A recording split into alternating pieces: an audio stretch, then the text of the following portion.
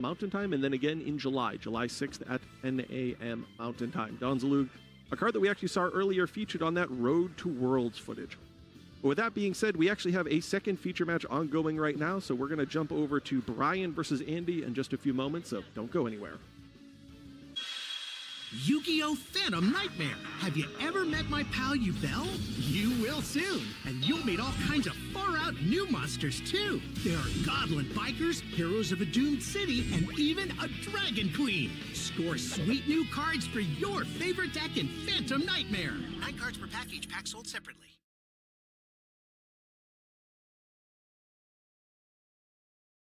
If you control, I believe... Oh, I mean, so there's only... do. At the moment, there's only so many that would be undefeated, like you mentioned, like 54. So they do. I thought they were undefeated, but I'm incorrect. They are 4-1. Now they are shuffling up. Now, last round, we got to see the branded deck do the branded thing. If you guys know what thing I'm talking Both the effects are good, and it's a fire monster, which is something you always needed more of. Yeah, especially when Ryzen is one of the key starters of the entire deck. Jiaolong has been summoned onto the field to reveal 2 fire monsters that can be able to search for any of the Vanquish Soul cards into your hand. All right, that gets Caesar Valius. So we see the Rosin, we see Ash Blossom, Caesar Valius is there, and if he's got a dark monster, which he will shortly. That's got to be the Dr. Madlove. That may cycle back into the hand, perhaps? Or the Heavy Borger cycle back into hand. So Borger goes back to hand. Oh, I caught a glimpse of that trap card. Yeah, I'm pretty sure it is what you think it is. Dr. Madlove returns to hand as well at the end phase because of Stake Your Soul. We're going to activate with Wanted. So we got some deep Bellstar cards in here as well. I assume that's to get Jet Synchron. Yes. And luckily, you know, this is the one spell card that can banish itself out of the graveyard, so it won't block you out of your Super Heavy Samurai plays. If you guys don't know, Super Heavy Samurai cards typically require you to have no spell or trap cards in the graveyard to play. Pitching Clockwork Knight. Clockwork Knight. All wow. right. This is significantly different than the deck list that I've seen coming out of our regionals, so we got to see how this goes. Will that Clockwork Knight eventually just wipe the entire field? Because it does turn everything into a machine. It does. Sure. So it's going to be original. Sand Steel Bellstar. I mean, as Steven, we see a Clockwork Knight. You're going to be thrown off by this because you saw that we wanted. Okay, we're going to Jet Synchron, as you predicted. Okay. Yeah, just because there are no Barons anymore doesn't mean, you know, getting Jet Synchron off of the spell card that's highly searchable isn't good anymore. I mean, it's still quite good. It's still really, really strong. And activating the effect of Wanted. That's going to put back the original. That's removing both spells. Now, we still have one more spell, which is going to be the Clockwork Knight. Clockwork Knight is the challenging one to get rid of. Way to go. I mean, putting spell cards into the graveyard, that's a very risky move if you want to get that started. But now it's gone. There it is. He's got the... Pitching Armageddon. Going to discard the Armageddon Knight for that. We'll get yourself a nice little search. There we go. For an Earth Machine. Now we're good. All right, the graveyard has been cleaned up. And good luck playing through this. It's going to be, there can be only one. Well, if he's got removal, that's maybe not a spell. That's the issue, right? Like, you want to play your Cosmic Cyclone or whatever to get rid of that. But then that's a spell that has no way to get it out of the graveyard. I mean, there is a certain card you can try, perhaps. But I don't think this is the hand to do it. This is going to be a very, very rough position to kind of come out of. The whole deck is mainly just machines. I mean, it's Orcus, machines, Super Heavy, machines. If you only play one of your machines, what can you go into? Well, Dean Bellstar is already used. She's a spellcaster. And Armageddon Knight was Warrior. And we're picking up our cards. Not going to do. It seems like we picked up our cards, and Steven Santoli, with the there can be only one, takes it for game one. Wow, that was... Pretty strong opening from Santoli, too. We did not get to see the actions of a super heavy samurai, Orcus. We did not. I mean, that was probably one of the most devastating cards you can use against that deck. It's in the main. tough. It's like some of the other stuff that they play isn't machines, but it's not necessarily the cards that you're trying to win with, right? Yeah, and it's very difficult to kind of combo with them as well. I mean, they might be like pieces in the combo, but they're not the finishing board that kind of leads you there. You need more machines, and you can start with the machines right away. All the other cards essentially are unplayable. It's interesting, though, like, in terms of how could you theoretically win a game while you're stuck under there could be only one? You could summon, Diabell Star plus Wad Machine plus a Horus monster, for instance, and have a fairly reasonable army of stuff, dealing some damage there. But he just doesn't really do a whole lot else in that case other than attack. It's very unfortunate that he got locked out by there can be only one, because there are like monsters in the extra deck that would be able to destroy spell and trap cards. Yeah. Such as, like, you added the Scrap monster, I would assume Scrap Wyvern, that could eventually lead into that destruction. But the moment it flipped up, this is what I mean by activating stuff preemptively, just to prevent stuff like that from happening. You don't have to wait for them to put the monster and then use the additional effect to send it to the grave. You just activate it right away, and then you don't even get a chance to even, see that line. It'd be interesting. So, like, take there could be only one out. If we look at Santoli's field, like, how many different ways to interact did he actually have there? So he had Ash Blossom. He could get Caesar Valius on the field and probably use that. He could use, Rocket the Vanquisher to put Rosin on the field and use its ability as well. Yeah. So even without there could be only one, there was a lot of different things that Santoli could have done there. I mean, it's like Steven's deck, like Vanquish Soul in general, it's just one of those decks that probably outspeeds most other decks in the main phase. Like, it's so protected, and speaking of protected, we're going to be moving on to the game 2 and see if we're going to be just as protected on the Vanquish Soul side. But this time around, of course, Alexander has a choice to choose to go for. Let's see if he takes it. I would assume you do. Don't want to see there can be only one again. And sometimes for those continuous trap cards that kind of lock you into a specific type, attribute, those particular cards, you can keep them in going second, because if your opponent's end field could still have it. Then Santoli's got Dimension Shifter.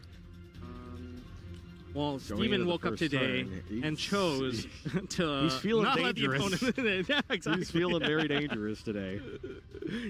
Standby. Main. Well, Kaushi. looking All at... right, well, Alexander's got the Wakaushi. That's going to special summon out the Wakaushi. That's going to reset up a scale. That's going to be the big Monk Benkei. Big Monk. Monk effect. Yep. Monk is going to be able to add a card into hand.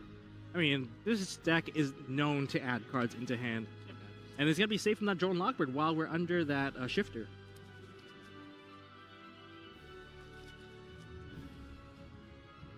That is going to be the Soul Gaia booster. And knowing that this is an Orcus deck, you want that graveyard, so you basically don't have access to any of your Orcus cards. But the booster is special summoned. Like, cards being banished out of Orcus isn't too bad either, because most of the Galatea, most of the stuff in the extra deck, they want to put the banished cards back. They will be banished. Oh, no, sorry, Both of those will be banished because of Dimension Shift. Is that okay? You're still good? Is choosing to sync or summon? Yeah, so that's tough. So effects like Dimension Shifter override the regular game rules that say that things go to the graveyard, or in the case of Pendulum monsters, that they go to the top of the extra deck. But hold on, we are going to see some Orcus play here. That's going to be Orcus Harpora and the Omega. The Cyframe Lord Omega, that's going to go into Galatea. Galatea, like I said, even though it's banished, it's going to put it back, and we're going to reset up additional cards back onto the field. You're going to be able to set one of your Orcus spell or trap card. I believe it's going to be Crescendo. Crescendo is the counter trap. If you control, I believe, an Orcus, I believe it's an Orcus Link monster, you're going to be able to negate almost anything. Monster effects, spells, and traps. It's been a while since I've actually seen Crescendo resolved. Also got a graveyard effect. Yeah, search a machine, but I don't think that's going to come into play at this current moment while the shifter is still live. No. Nope. All right, so Santoli is up, facing down 1 Galatea and a Crescendo. That's not too. As long as it's point to yeah. Well, the timing of a counter trap does make a huge difference. Oh, he's got Fenrir. Ooh. What a powerful card to come down. We're gonna attack. We're gonna use the. Are we using the effective ban, or is it just gonna attack over? I think it's just attacking over since it's not face down. Still face up. That turns off the Crescendo. Now we'll see what he's got in main phase 2. Yes. He does have a Pot of Prosperity. Shoot, no, it's not Pot of Prosperity. I think that's a Stake Your Soul. It is Stake Your Soul. We're Revealing going a to dark. reveal the Phantasme. Okay.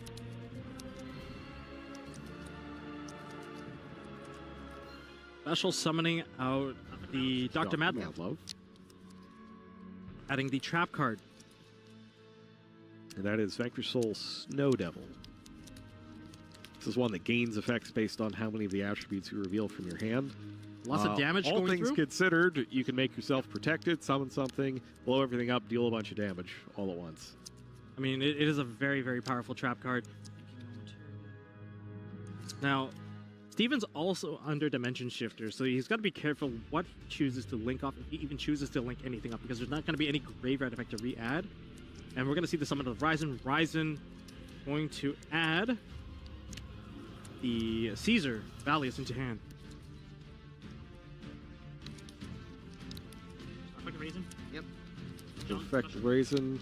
Protect, Jiaolong effect, summon itself out, because you just, unlike most of the other particular Vanquish Soul monsters, Jiaolong needs another effect to have revealed to summon itself out rather than just jump out in itself. And see, Fenrir in this case is getting Rise Heart, which adds a fire monster to the hand to use for the other effects. So we got an Earth, we have a Fire, and we know we have Phantasme. We have all 3 attributes required. Yes, and the Madlove will return to hand as well, assuming it's not used for something. All right, so Caesar Valius on the field. Jiaolong effect reveals 2 fires now that Razin is in the hand. Gets yet another search. Search for anything. There's another Caesar. So there's Caesar Valius, and that's the Earth monster. This is a very scary field to stare down. Especially with no cards on the field, most of your setup that would have went into, a follow-up is basically completely nullified through the Dimension Shifter. And he goes ahead and sacrifices the Madlove to the Banish pile to make Rocket the Vanquisher. And it looks like he's got the ultimate one as well, which is pretty sweet. Now reveal 3 for the Caesar. That's going to be able to destroy that card, non-targeting. And he takes out the Crescendo. Now, because it's banished, you're not going to be able to banish it from the graveyard to add a machine. Disruption-wise, there's a lot. There's the Kashtira Fenrir. There's also the Caesar that you already know that has the 3 attributes required. We're going to start off with the Wanted. Wanted is going to add Diabell Star, the Black Witch.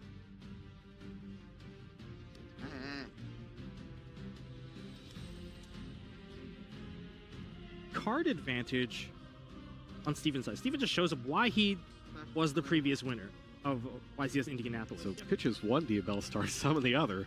Okay. It's an interesting hand. He goes ahead and grabs that Sinful Spoils. Now we'll see if Fenrir activates here. A Fenrir can only hit face-up card. I mean, you have to send the Black Witch because you can't really send away a Pendulum card that does not hit the graveyard. Yeah, that's why I was wondering, what if he goes ahead and Just gets rid of it. Here, and there's nothing that you can send in that case. Or back to the Jet Synchron. Let's see if Alex can push this any further than the previous game. I mean, I would love to see what this deck has to offer. Wanted effect in the graveyard, put the original to the bottom of the deck and draw an additional card. I mean, that card is so good. And it gets him up to, 3 cards in hand here? Yeah, it looks like 3. Hasn't normal summoned yet. I see an Armageddon Knight available, but... That's the Horus field spell. Correct. That is the Walls of the Imperial Tomb. There, he got his own point. So that All right, counts so as... that counts as King's Sarcophagus. That's right. That is fine. the walls of the Imperial Tomb is going to allow you to add a Horus monster into your hand, but you're going to have to also discard a card. It's not as free as most of the other cards in the No. video. No, but it's nice having that secondary way to get, or just having a way to get Insetti. What was the card that he discarded? Armageddon Or Knight. no, not discard. Is it discard or put back to the deck? I believe you have to put back to the deck. Sorry, my bad. You're right. Oh. My bad. Is that good? Yeah, that's going to be resulting in a procedural error minor because you did not fully resolve your effect. Yes, you have to exchange cards out. You don't just get them for free. And he's going to follow up in getting into the actual King Sarcophagus. There's a lot of sarcophagus these days. Just a few. Just a few. It's a little odd having, the King Sarcophagus, and 2 sets later, a Shining Sarcophagus. Special summon Insetti. We're going to special summon Mseti because we do have a King Sark on the field, which would be the field spell. Activate. Activate King Sark. Activate King Star. And King Sark's going to discard the Happy into the graveyard. That's going to be another monster that can be used as a follow-up. However, we're going to disrupt here. No, he's passing on that. He's going to continue on. Yeah, he's holding off on the Dust Devil. And he's going to put another copy of Mseti. He does not play Because very right many now- copies. It's only Happy and Msetis as the Horus monsters. So, like, these 2 cards don't really amount to a whole lot. That's, 9 levels worth of synchro material. But if you get him with 1 more Horus monster on the field... I mean, we could see Giant Trainer, Thinking on something. Coach King. All right, so now he's going to summon the second one, the Happy. And you see Santoli's thinking here. Reveal 3. And here's when he goes ahead and uses the Snow Devil. And he's also chaining Caesar's effect to reveal. Okay, what are you talking? Caesar will pop this. Okay. Caesar is going to destroy the King Sark. So I'm able to I can choose special one from hand, which I will. I'll special. And we're going to get the rest of the effect of Snow Devil. I'm going to Raisin. Everything that's not vanquished will be destroyed. Everything is not a vanquishable. They get destroyed. However, Horus monsters. And it Oh looks, no, but they lost their field spell. Oh, not field spell. The King Sark. Search. Very clean sorry, ways to clean off the field. It doesn't include spells and Yeah, just The entire field has been cleared off. Very unfortunate. This whole game has been basically the tempo got shifted by dimension shifting. Yep. Oh, Order drops. I mean, this would be attacking for game, and he just went for it. There we have it. That's a quick one. So there was also damage in there. If you missed it, there was damage from multiple parts of the Snow Devil effect. Every part of it does more and more damage as you go Increasing down the amounts, line. So everything just kind of went off the rails there a little bit at the end. Steven Santoli, our match winner for round number 6. Yeah, it's tough seeing the shifter on the first turn, right? And then having to come up with another play there. I'm wondering if maybe you put the 2 level 4s there and go for Baguska.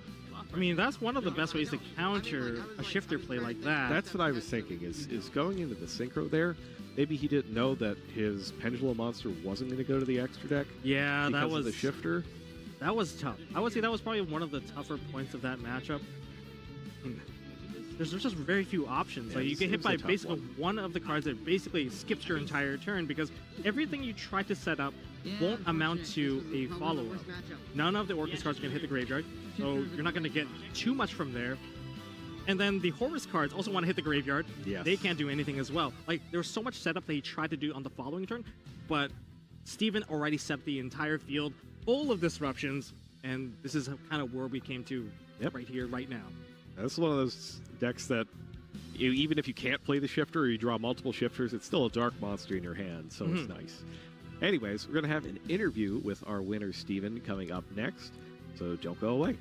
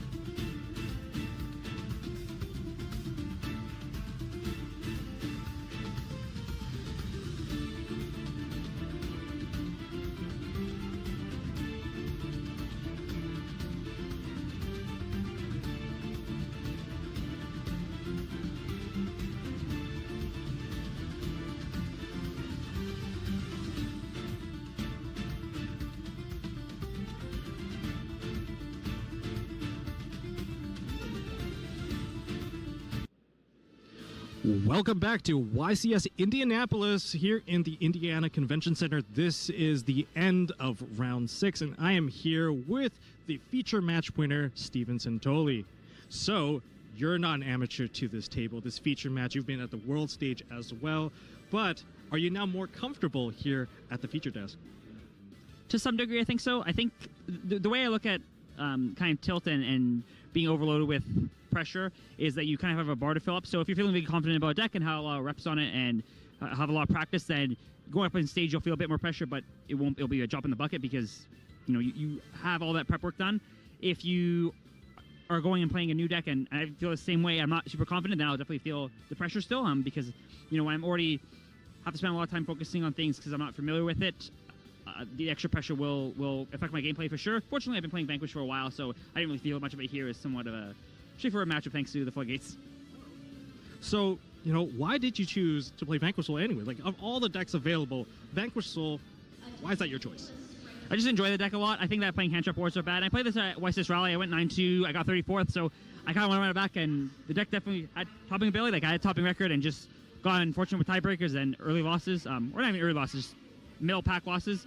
So I want to play again just because I think it's really enjoyable. And format's maybe not stale is the correct word, but it's there's not much new stuff coming out, and so just kind of grinding the same deck that is just hand trap wars. I don't find I can put the same amount of practice in. Playing a deck like this where you get a lot of interesting game states and are more dependent on engine, especially against other kind of mid-range decks where you're not just getting blown out by normal some Snake Eyes Ash. I think it's really fun, and I can stay focused by playing a deck I enjoy. That sounds really good. Now, you are basically the defending champion of YCS Indianapolis. So are there any decks that you don't want to run into? Well, my worst matchup is Snake Eye, which is probably not the best answer for this event. I mean, I think this deck has a okay Snake Eye matchup. It's not horrible. Like, you can definitely win it. I think if you're winning the die roll, you're still in a very comfortable position versus the deck. Going second, I mean, Jaw Shifter or one of the other tech cards and one of the real blowout tech cards, and you're fine. So you still have options to do that. And I play against a lot of YCS Raleigh. I played against 7 of them, beat 6 of them. Did not have a good die roll record against them either. So the odds are definitely there, but I feel that is a deck that can blow me out and prevent me from getting to those grind games as opposed to a lot of other decks in the format that are playing a lot of hand traps and don't have quite the same power level of engine. I feel much more comfortable playing into them with just all engine because you have the ability to push through it and get to a grind game, which this deck excels at. Sounds good, sounds good. Once again, congratulations, Steven. All right, I'm going to pass it over back to Jerome at the desk. All right, thank you. So there's nothing quite like playing Yu-Gi-Oh! In person at one of these huge YCS events. But that's not the only way you could play Yu-Gi-Oh! There are lots of ways that you can compete from the comfort of your own home, and one of them is remote duels. There's remote duels both for the TCG as well as the digital games, such as Duel Links. And in fact, at one of our Duel Links remote duel main events, you can win great prizes like this game mat that you see right there. They're scheduled monthly, and you can see the next upcoming one's in just a couple of weeks on the 15th, and then another one on July 6th, both of them at 11 a.m. Mountain Time. These are prizes that you can't really get anywhere else, so make sure to hop onto the server on Discord if you are interested in winning anything like that. Now, let's take a look at our bounty duelists and see how they've been performing. Take another look there. You see that none of our bounty duelists are undefeated anymore. Even Raven Dye has taken a loss at this point. But we still got a few 1, 2, 3, 4 4-1 bounty duelists. So pretty good performance from them this time around, including we got a couple 3 and 2s as well. So great job to our bounty duelists so far. We'll see how many booster packs they can take home this weekend. And that is about going to do it for round number 6. We're going to take a quick break, but round number 7 is coming up next. Don't go away.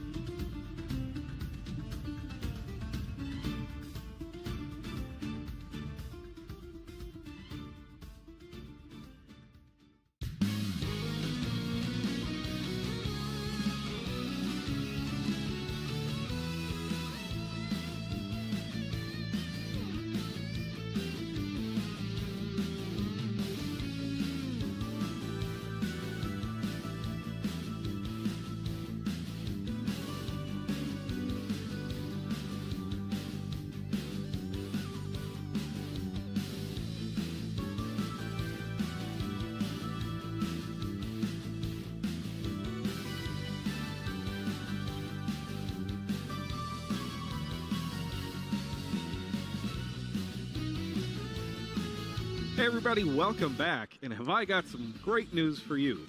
We have got one last game for you here in round number 6. It's going to be our bonus feature match, currently tied 1-1 between Zachary and Hunter. Let's look in. Starting with the opening play, getting hit by an Ostinato being hit by Ash Blossom, followed up with first movement solo. Now, so Hunter's running an actual, like, straight-up Melodious deck. That's right. Which we've seen doing well in the Nationals and the Regionals. I mean, he's going to go ahead and summon what looks like Arya. Yeah, Arya makes the life very, very safe. You can't target any of the Melodious monsters, and they cannot be destroyed by battle. An odd level of protection, because you can still destroy them. Oddly specific. Oddly specific. And they can still be destroyed by card effect, which is like, okay. But just have to check for that one last bit of destruction to kind of secure a safe field. We're going to see a summon of Refrain. Refrain is going to get the couplet. Couplet is going to get the concerto into hand. And these pendulum monsters, well, if you use them as material and you summon out a fusion monster that is a Melodious, you're going to be able to rescale them onto the pendulum zone. So you can see this happening right now. Like 1, 2, and likely a chain link 3. That is a Bacha. Or you can correct my pronunciation. Is it Baka or Bacha? It's Baka. Baka. They are all based on musicians. Composers. Composers. That's right. So it's Baka. Baka's going to be able to summon out a Melodious monster from the deck. I mean, that card is just so powerful. I mean, Ostinato has been placed into many other decks as well, just for the sheer power alone. For example, Zachary's deck. Yes. As you can see listed there as Snake Eye Melodious. I mean, that opening play with Ostinato is just ridiculously powerful. Ostinato is not once per turn, so if you get hit by an Ash Blossom, you have a second copy. Well, this is going to be tough luck.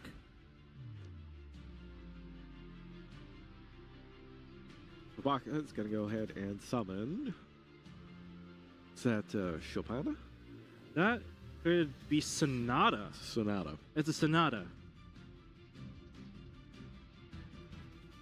And they are linked off with the Bloom Harmonist. Yes. Bloom Harmonist is very powerful. Going to get spend 1 card to summon up 2. I'd take that trade. That trade seems worth it.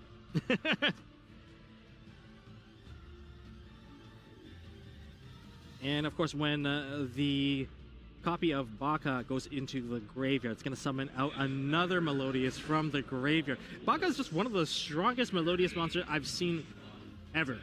It's real good. It is a really, really powerful real monster. Good. Not only that, it offers protection for your Melodious cards, especially your fusions. They can't get their activated effects negated. All right, so these two are going to fuse. That's going to be Schuberta. Yep. That is basically a triple DD Crow. And then these 3 cards are going elsewhere. And they are fusing off into the Bloom Harmonist. Yes, Flowering at 12. Sorry, Flowering at 12. Yes, the Flowering new at one. 12, the new one. The new one from Legacy of Destruction. I mean, that particular card can also help dodge very powerful disruptions from hands, such as the Rock of Nibiru, the Primal Being. Just banish everything. It's just a real heavy defensive board.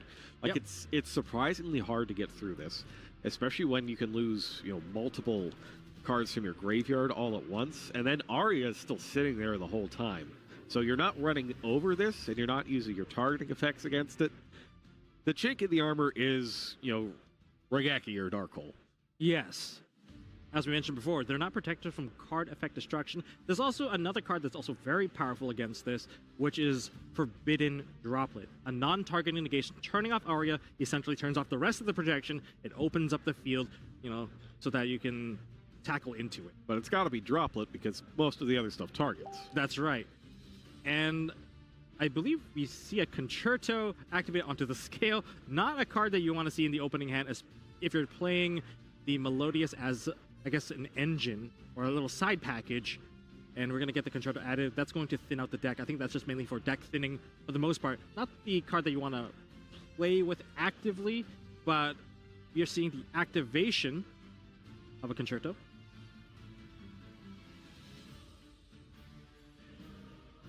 and we are able to use it off. One's going to hit the graveyard for sure because they're not on the field. If you get rid of pendulum cards from the hand, they don't actually go back to the extra deck.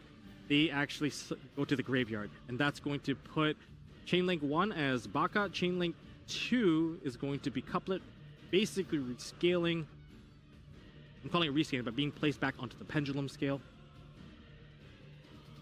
And that's going to summon a Refrain from the deck. That particular effect is very dangerous because you can't really use an Ash Blossom on that Baka. Baka will not be affected by that because it cannot get its activated effects negated. Yeah, it's the activated effects of fusion monsters. Yeah, the fusion monsters, that's right. That'll But you protect still by can't the get hit pendulum by effects. infinite impermanence because it negates the entire card and the protection.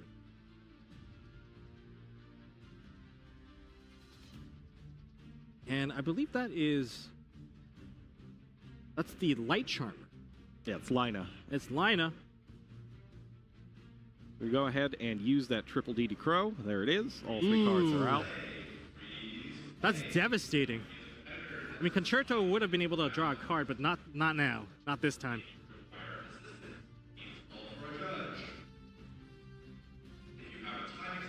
I mean, so far, we've only mainly seen the Melodious side of Zachary's deck. There's still the Snake Eye part. Okay, we're gonna see this. Wow, this is actually mostly Melodious. So we're gonna still continue with the fusion play here, which is going to be through the effect of Soprano. No, we're linking. Oh, we're linking We're up linking. instead. Okay, well, the Caster's Curse. And that is Exceed the Pendulum, I believe. Gonna be able to add the card back into hand, and now we're gonna set up the Pendulum Scales. Now you get both. You can just activate the card after all. The one that you just added back. You don't have to special summon it, or rather you can't because you don't have both scales set up yet.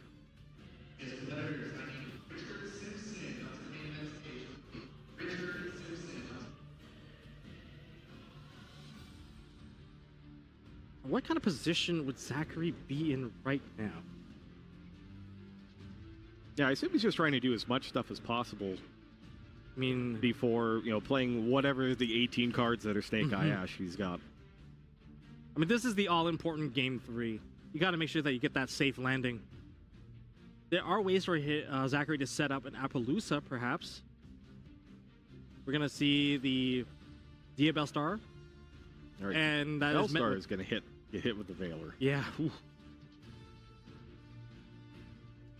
You're not gonna be able to set one. Yeah, likely if the original. you keep him away from Snake Eye Ash, then all of this is for naught. Yep. Because the whole thing is a support package for forcing that through, essentially. I'm not sure if there's a strong follow-up after this particular point. Yes, you do have Exceed the Pendulum, rather, and there is Diabell Star the Black Witch. SP Little Knight won't do anything here because none of those monsters can be targeted at this point. Are you going to Pendulum Summon first, or are you just trying to link off even further? And remember, the fusion monster is still in wait. Like, if anything really unpleasant happens, it could all just go back to hand. Yeah, that's the thing. And we are seeing an Access access code code. I talker. mean, that's a really, really good card, for sure. It's likely going to target the Exceed the Pendulum. It's got to be 3 in this case, so 53. And we're going to banish. We're passing priority, and we're not disrupting it. And don't forget, you cannot respond to access code. One of the really strong points about access code. It's going to destroy the Call by the Grave. Ooh, that would have some level of impact for sure. I think that's his only one, though, right? And we Gonna switch for Zelantis. Ooh, that is one Switch way for to clear the Zelantis. field. All right, so that actually is meaningful. That can just banish everything and then bring it back. He's going to go ahead and use the effect of the Yep. fusion. That's going to banish everything. Well, it's going to bounce back the Zelantis, and he's going to choose to banish. And that is it. That secures the game for Hunter. Pure Melodious. Pure Melodious takes it. Zachary has no way to get to Snake Eye Ash. And That's it. if you don't get to Snake Eye Ash, you don't win. That's basically it. Yeah, that's true. That's true for this particular deck. I was a bit surprised overall, but the amount of disruption that Hunter offered, it was a tough board to break. It is. It is. But he really showed off, why you would play the Melodious deck, right? That's right. I think a lot of people would look at some of those cards, or at least have the memory of those cards from the past, and be like, well, why would anybody be playing this? Even if the new cards are really, really powerful. And this is why, like he showed you right there, that what this deck can do is legitimately threatening. Yeah, like Ostinato on its own, it's already like the pressure is on. But once you use the Ash Blossom and Joyous Spring, and then they follow it up with First Movement Solo, you realize that, hey, Ash is just not enough in this particular, against this deck in particular. It's true, but it was nice to see it though. We've been looking for this particular deck all day, right? Like we haven't really had a chance to see it in action. So getting a little bit of that as the bonus, that was kind of nice. I think it was nice. It's a a nice little taste, a little taste of it. I mean, I was hoping to see Voiceless Voice versus Melodious, the ones who can sing and the ones that have no voice. But maybe that will be an upcoming feature. Who knows? That will depend on the players themselves. That matchup doesn't sound quite as fun. Hey, not quite as fun. I think it's like the counter matchup against each other. Yeah. They're like rivals to each other. All right. All right. Well, we'll see you again in round number 7. Don't go away. Duelists of the world, hear me. You are cordially invited to prove your dueling might with Speed Duel, Streets of Battle City. Can you master these 8 new decks and 20 new skill cards? I doubt it, but I look forward to seeing you try. 200 cards per box, each box sold separately. It's time to get your game on. Let's rev it up! 'Cause I'm feeling the flow. What do you say we swing into action? It's time to link into the brains.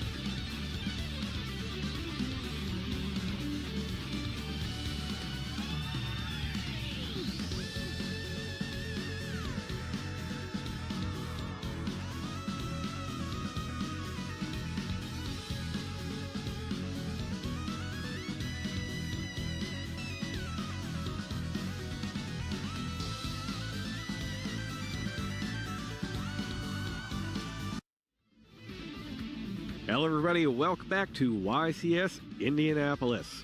We are live at the Indiana Convention Center in downtown Indianapolis, and things are getting pretty heated here as we are into the last third of day one at the YCS.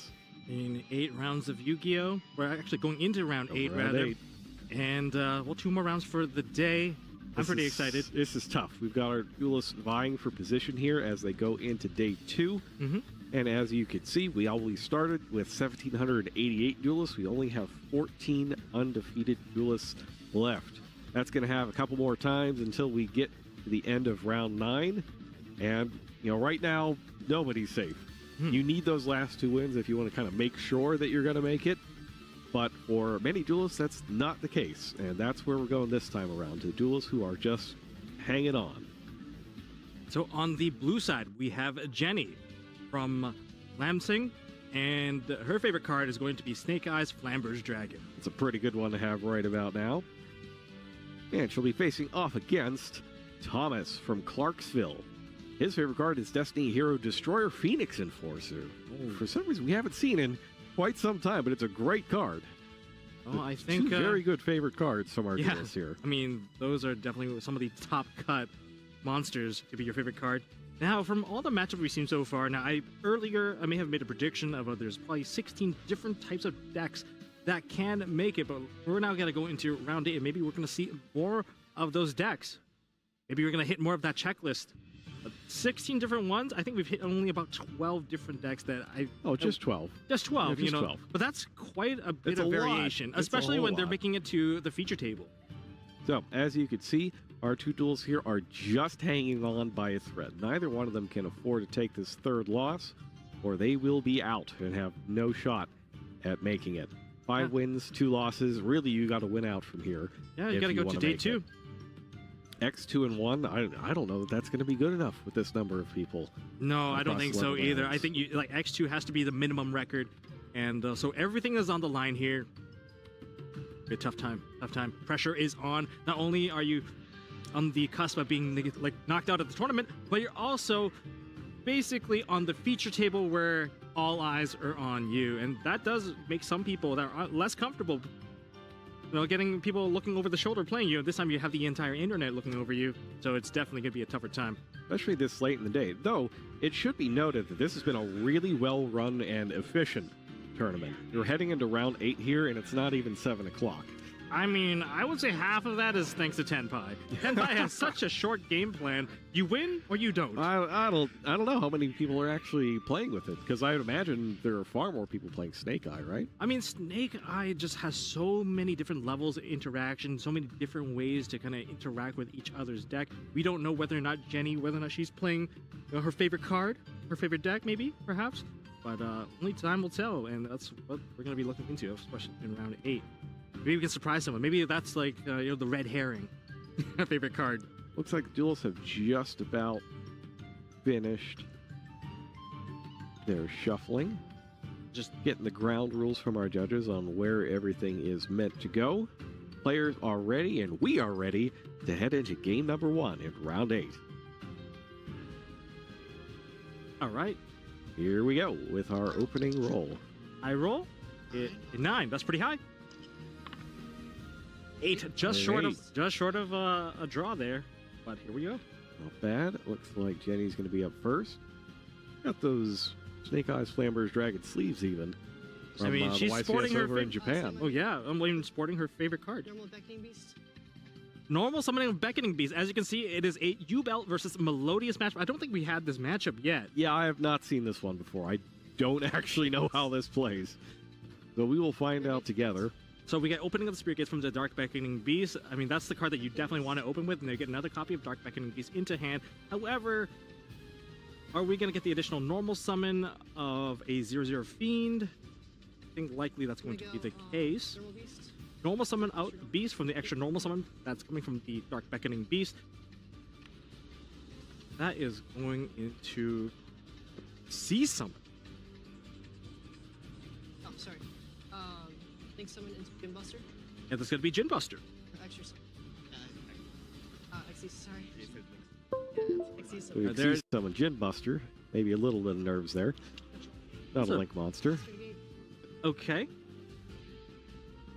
And we're gonna activate Nightmare Throne. There one of we the go. one of the best cards in Legacy of Destruction. There we go. My first pack of Legacy of Destruction was a Nightmare Throne. That card is very, very powerful. It just helps the Yubel deck stand so much further, gives them so much consistency, and that's gonna go into Samsara D Lotus. Destroy or add to hand. We're going to be destroying that card rather than adding it to hand. I mean, the flexibility is nice. Opening effect, discard It's a card. extremely flexible. Now, opening of the Spirit Gates is going to No. activate. That's going to discard a card, and she's going to be able to summon the Lotus back from the graveyard. Ooh, that is... Oh. Wow! What a perfect counter onto the Ash Blossom. Like, Samsara D Lotus is the one card that you definitely don't want negated, and Jenny has it. Has the Call by the Grave to stop the Ash Blossom. Yeah, you got to get that through. Once that goes through, this is easily going to become a nightmare for Thomas. Effective spirit. Pun intended. Pun intended. We'll go imperm targeting. Oh, a follow-up infinite impermanence. Imperm's going to hit the spirit of Yubel. To add a continuous spell back to my hand. I will- If I were here. Now, The last of it. there is an additional effect from the opening of the Spirit Gates. If you guys If you don't can't know, believe it. yeah, it's We've already seen 2 or 3 effects on there. But so far, if you do control a level 10 monster, you get to add back a continuous spell from the graveyard, Good. Nightmare Pain back to me. and that's gonna get Nightmare Pain back, as if the search was already there. This is Pretty the good. term of playing through most of the disruption on the opponent's side. This is legitimately just playing through it. Now, this deck right now has a lot of possibilities from summoning from the graveyard. Like, you have Nightmare Throne, you have the Spirit of Yubel. The Yubel monsters technically will summon the additional versions, the higher level versions out. Nightmare Throne can summon back one of those higher or lower levels that just went to the graveyard. There's just so much. Grave Squirmer, also another one. And then you start to go into the extra deck, and you get even more summons from the graveyard, either from the Muckraker, or you can even go into the Unchained Lord Yama. Add to my hand and then Just so many graveyard summons now. the spirit will summon Yubel. That's good. All right, so we're going to go ahead and resolve this chain backwards. So incarnate and So first, summon. Yubel Terror Incarnate. That's summoned through the effect of Nightmare Throne. You get to add a higher or lower level into hand and summon it out, ignoring the summoning condition. And then Yubel got summoned out through the spirit being destroyed, and we got through the Grave Squirmer. Grave Squirmer gets a free special. As long as you control a fiend monster, you can special summon that card out. And now we're going to be link summoning into Unchained Soul, Yama effect. Lord of Yama. That is good. Now this is going to set up the little mini Unchained engine for the Shavara, and you're going to be able to eventually end on a different Unchained Link monster. Then I'm going to. Now, as strong as the setup may be, I feel like having the Spirit of Yubel negated definitely stopped one additional interaction, possibly the trap card. Yeah, so that's one thing that's noticeably missing right now is Eternal Favorite. It's one of my favorite cards in the deck. I mean, it is very powerful. More or less, that card functions like a super polymerization. That's why, and for a Yubel deck, the progenitor of all super polymerization, I mean, that card is just so strong because you have one monster that can just eat up the entire Target field. Yubel. So Unchained Shavara is going to target Yubel and destroy. And then Yubel's effect. That's from hand. That's from deck or grave, right? Deck, grave, or hand. Yes. Yeah, it summons the new Yubel from anywhere. So Terror Incarnate now hits the field. Going to. Terra Incarnate is going to be used as material? We'll summon off of Throne. Yeah. Nightmare Throne says that. Ignore summoning conditions. Nightmare Throne ignores the summoning condition. No, everything here is proper Yes. because you can either add it to hand or summon to the field, and you can ignore it. Yeah, you can so ignore the summoning the condition. trick here is looking at, well, did you ignore the summoning conditions? Is it correct to summon? It's correct to summon from Yubel. Yeah. Because that's the normal way that you're supposed to summon it. But if you're summoning it from the deck, it bypasses all of that.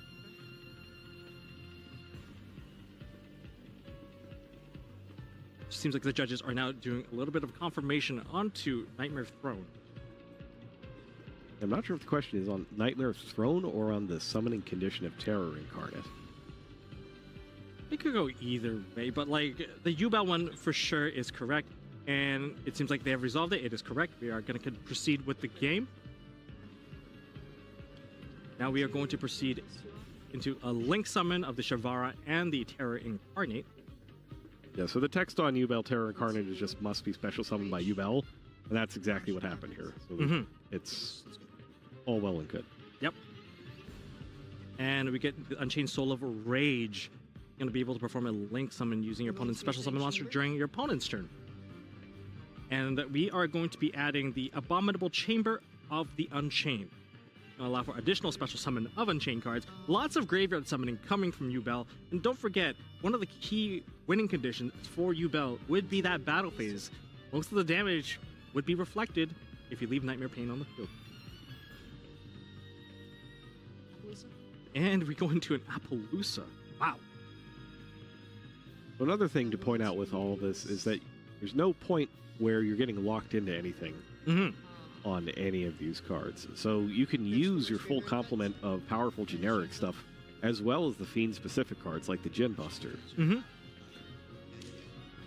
we're going to be banishing the Gruesome Grave Squirmer to special summon back one of our Fiends from the grave.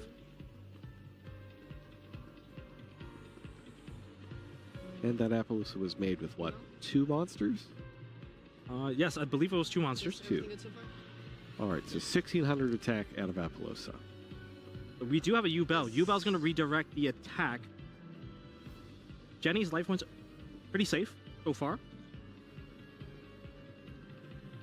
I mean, the scary thing about Yubel is if you do attack into the Yubel, you're going to take the effect damage, and you're going to reflect the battle damage from Nightmare Pain. Very dangerous. Not a good time. I don't recommend it. No, definitely not. Especially for those 10 pipe players. I mean, there's a lot of dynamic in Yu-Gi-Oh! Right now where the battle phase and the matchup you have is going to matter a lot. So, to keep it on the field, I can... So, during the end phase, the regular Yubel has an effect where you have to either tribute a different fiend or a different monster, or just lose the Yubel. Now, in this case, though, because you're using losing the Yubel, that'll trigger the Unchained Yama's effect in the graveyard, which gets back Spirit of Yubel. Yeah, I believe that is a destruction effect on the Yubel, and Yubel cannot trigger Yubel. It is like everything can destroy Yubel. Yes. But if Yubel destroys Yubel, you do not get the additional copy. Yes. And we are able to maintain a Samsara D Lotus on the field that's going to be able to manipulate the effects of the opponent's card. I believe that one of their monster effects will be changed into destroying a Yubel monster you control. Looking at Thomas's hand, Yeah, it's a tough situation here. Yeah. I don't know that you can play this one out. no, he is scooping up his cards. Thomas scoops it up. Jenny takes the first win of round number 8 on the feature. So if you're Thomas, you got a lot of good information there. I don't know how much exactly it helps you if you've never played against this deck before, or maybe if you didn't consider it when you were going into your preparations for the tournament. It's a tough one. It requires some very specific answers. Yep. Especially, well, you know who does have to deal with it is Tenpai. Yes, I mean, Tenpai has the worst against Yubel because you really want to play in that battle phase. You can't really destroy any of those Yubel monsters. Yeah, that's why you're seeing things like Samurai Destroyer, which can get them out of the way in different aspects. But, you know, if you're playing Melodious in this case, what are you going to do there? I mean, for Melodious, there's the option of using Etoile to Gotta bounce them away. Well, basically, you have to bounce them away before they get to the second form. Right. Because if you get to the second form, if you bounce it, it could just He fall gets up into the a third form. It is not a full solution. And even then, don't forget, if you put Spirit of Yubel back into the hand, It if can you come back attack, out. it can come comes back right out. back out. I mean, one of the common misplays that I've seen from voiceless voice players against Yubel is that they negate the Spirit of Yubel in hand to destroy it, causing the regular Yubel coming out, and then you still have to attack into it, but your monster has over 4,000 attack points, and the moment you attack into it, you take 8,000 plus damage, instantly gaming yourself. That's the danger of Yubel. I hate it when that happens. Yeah. Although maybe that would, does that work for your Master Duel missions for dealing 8,000 damage in one shot? If you do it to yourself? Maybe? I don't know. I don't think I've tried it. Well, I guess there's time to kind of test it out. But Jenny taking the first game of round 8. I can tell you a very interesting scenario that I was actually put in where I thought I was winning. That was a really solid position. I have over 8,000 damage on the field. My opponent has nothing on the field except for a couple of Yubel spell cards and one face down. And I just chose to put all of my monster in defense position because I was super worried about Eternal Favorite, summoning a Yubel monster on the field, and I have to attack into it. Just have to attack with everything? Yeah, even though there's no cards in hand, I would immediately just lose at that point. Yeah, these are the scenarios that you don't want to be placed into, especially against Yubel. So whether or not you declare the battle phase, that's important. Sometimes you're forced into the battle phase thanks to Nightmare Pain. That's an interesting thing. So we didn't see Eternal Favorite, right? Which means by extension, Thomas also didn't see it. So if we're working on the theory that he's unfamiliar with this deck and the cards that go into it, then Jenny could still surprise him with Eternal Favorite in this game too. Of course, if he does know the matchup. But she's playing very, very well. Yeah. If he does know the matchup, then at least he'll be ready for it. But we'll find out here in game 2. Same to you. I will go first. Thomas is going to be going first in game number 2. Ooh, that's an interesting card. I mean, for the opening hand, not the strongest. However, there could be a good chance that this particular Pot of Prosperity likely going to go for 6. This current hand... it needs a little bit of action. It's got a lot of defensive measures, but not so much offense. Yeah, we're going to go for the 6. Thinking on those. Just got to hit that number 6 card. Got to get that banished so we can start excavating out of the top of the deck and kind of find out where this hand is going to be playing into. Yeah, going for 6. Are we going to be met with an Ash Blossom? You're not. All right, first movement. First movement. Ostinato. Okay. Herald, Pina. That is Refrain. Yeah, Refrain and also Sonata. Yeah, you gotta take that one. That was like crazy, especially when, first of all, you kind of checked for Ash Blossom already. I don't see how you're gonna be stopped here. Now we gotta be careful with this because we are under Prosperity. Don't draw for Concerto. Do not draw. Do not draw for Concerto. You might end up, messing yourself over. I hear it's a good card. So we're going to be putting the the Soprano into the graveyard and Refrain. And Baka's effect has now activated. That is going to summon out. There it is. Chapina. Chapina can add back one from the graveyard. Now, this is the old once per turn. So if you manage to resummon that Chapina, you're going to be able to add a second card back as well. The old ones per turn. The old ones per turn. What it is now, the old ones per turn? That is how most people will reference it, but we are going to be adding the Refrain back into hand. There is a cannon in hand as well. Almost summon a Refrain. That's going to add another melodious monster into hand. I would imagine it's going to be the couplet this time around. Couplet, yeah. Couplet has a reveal effect, much like Snake Eyes Poplar. So let's add it to your hand. You can reveal it to special summon. What does that one do? Soprano. It's the mission effect to. So Soprano also technically has an effect to add back a melodious card from the graveyard as well. So both Chapina and Soprano kind of do the same thing, but also the Soprano can also act as a fusion effect. Just activate, perform the fusion. It's nice to have those fusion effects around. Now we're activating Couplet onto the Pendulum zone. We're going to use the Couplet effect. Since all the monsters are melodious, we're going to add Concerto into hand. Just remember not to draw with that. We're under Prosperity after all. So it's interesting. This adds a melodious spell or trap to hand. There's exactly one melodious spell and one melodious trap. And the rest are all musical terms, like ostinato. Yep. Like Fortissimo and all those Fortissimo, other yep. ones. Yeah. So we are going to be performing a fusion summon. That's likely going to go into Etoile. I'm sorry, I'm not familiar with the Melodious stuff, so. You're good. That- Now, chain links here are 1 So and 2. we- Since fusion was special. so we are summon, going to be special summoning a fusion. So that's going to lead to the scales or the pendulum monsters in the extra deck to put themselves back onto the pendulum zones. It is a And that sets up the pendulum scale of between 1 and 9. Between 1 and 9, however, it's not like you can pendulum summon anything, it has to be a light monster. flowering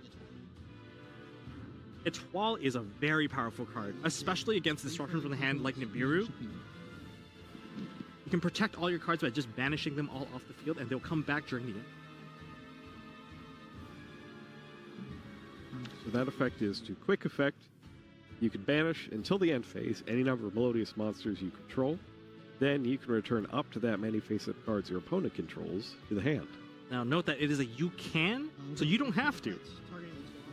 That's foolish burial for Which is nice because that means you can just temporarily banish all of your stuff in a situation like this where your opponent has nothing. Yep. And we're going to activate Refrain's effect. Now, Refrain has a scale effect. After all, that's going to be able to put another monster into the graveyard. It's going to put another copy of Refrain. Does it to Boost the attack. nominally boost the attack, Yeah. but really you're just using it to get something in the graveyard. I mean, it's 200 per level.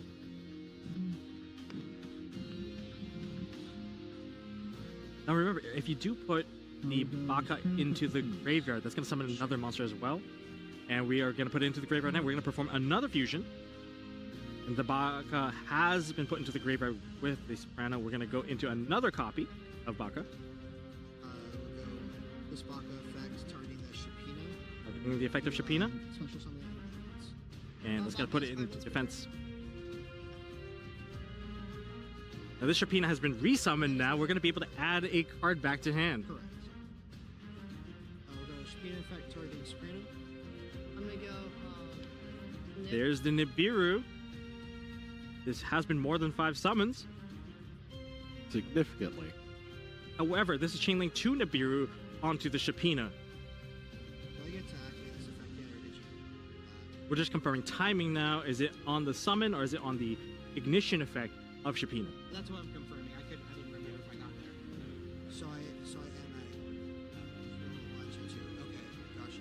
Okay. We'll go flowering Etoile. Etoile is going to be chaining 3. That's amazing. So how many face-up monsters in the field? No, I don't have to. Yeah, because it's an optional. Yeah, I don't have to ban it or bounce back monsters on the They're just confirming the effect of Etoile. I can just choose to banish. Effect Veiler Effect Veiler. is pretty effective, Yep, you got to have something with that Nibiru, otherwise it's not but there going is through. also the Bacha still in the field. Would the effect still go through because the negated you can't negate the activated effects of these monsters? So it's Because this time around is Yeah, actually not that's- this time around is actually not the Bacha being negated here. There's 5,300. we have to get a The confirmation. activated effects of your Melodious Fusion monsters Even if the monster's negated, it should cannot be negated. Yeah. That is correct.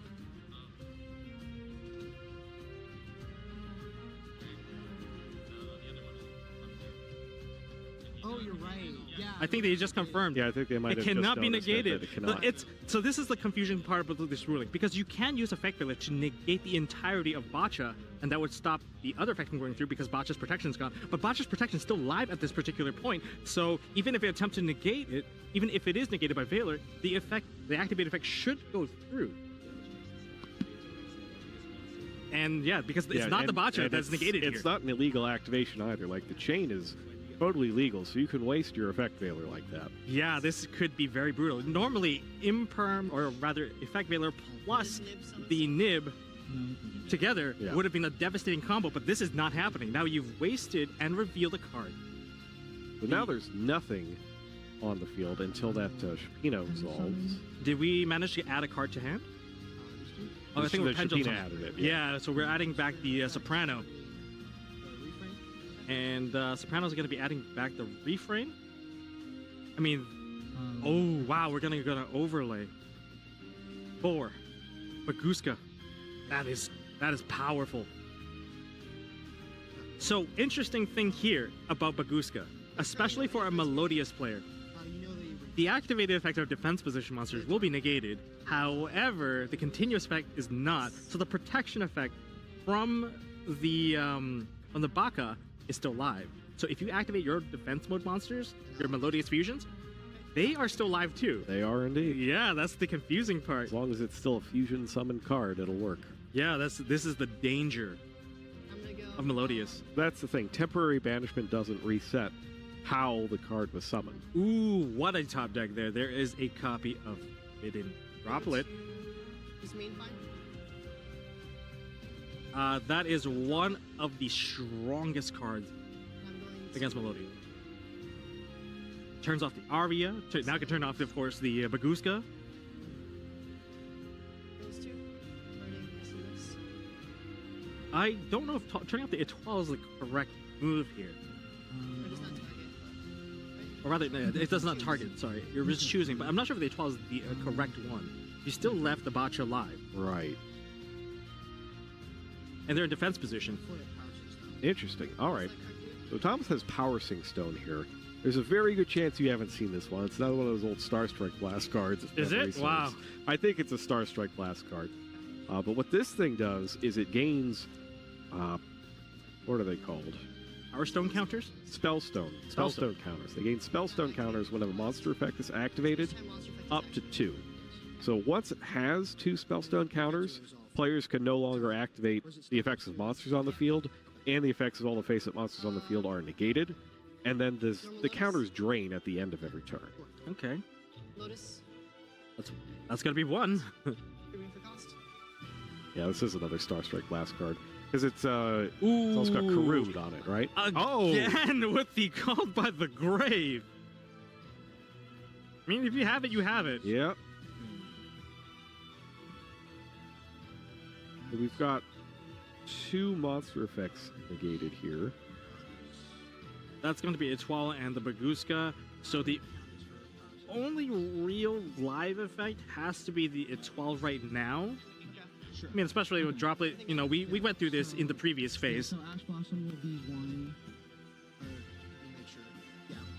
This doesn't negate the activation, right? Oh, activating the Ash Blossom could also put in Yeah. like counters. Just like your own monster effects also count. One counter and then Lotus will. Does that now stun out the entire field or just the opponent? And then if all attacks are negated from there.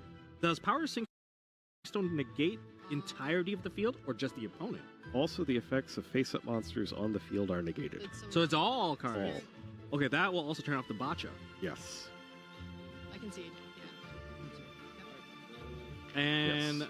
Jenny will be conceding game number 2. So we're now 1-1. So Thomas takes it with just a wonderful protection from all of the Melodious plays. Yep, so that Power Sync Stone, it's really nasty in this matchup because a bunch of 0 attack monsters that aren't reflecting damage, not good to have around. No. Not the best. Now, there's an argument to be made that Skill Drain isn't too bad because if cards on the field are negated, as long as the graveyard's not negated, you can probably have a Nightmare Pain and just keep on attacking into the opponent's monster. One lead to the next, one lead to the next, and hopefully you have Nightmare Throne to just regenerate the Spirit of Yubel. The summoning effect is not once per turn. As long as they are destroyed, you'll keep going, and then maybe you can use Nightmare Pain to reflect that damage. The nice thing with Power Sync Stone as a card that turns on and off, Yep. which is not something you get from a lot of these continuous traps these days for No. obvious reasons that being able to turn them on and off is crazy. Yeah. I mean, back when, not really back when, I mean, like when Snake Eye played, say, Summon Limit, they just got rid of themselves. Yeah, that's the whole thing. Like, if you could just turn that off, whatever you like, then you have a massive advantage being the one who controls that. Yep. I mean, that was devastating. Even like cards like Anti-Spell Friend, Summon. It's crazy if you're just able to just, on a whim, just snap it off. Star Strike Blast, of course, being notable for the other continuous trap that you could turn off whenever you want. Vanity's Emptiness. Yes, that... Oh, that was just devastating. I mean, neither player can special summon, but I'll be able to turn it off whenever I want if I just activate a spell card. Oh, who It's knew? it's Who so knew? easy. So we're going to go into a game 3 here. We got to see, both decks do whatever they wanted. Yeah. game 1 and I'm- game 2.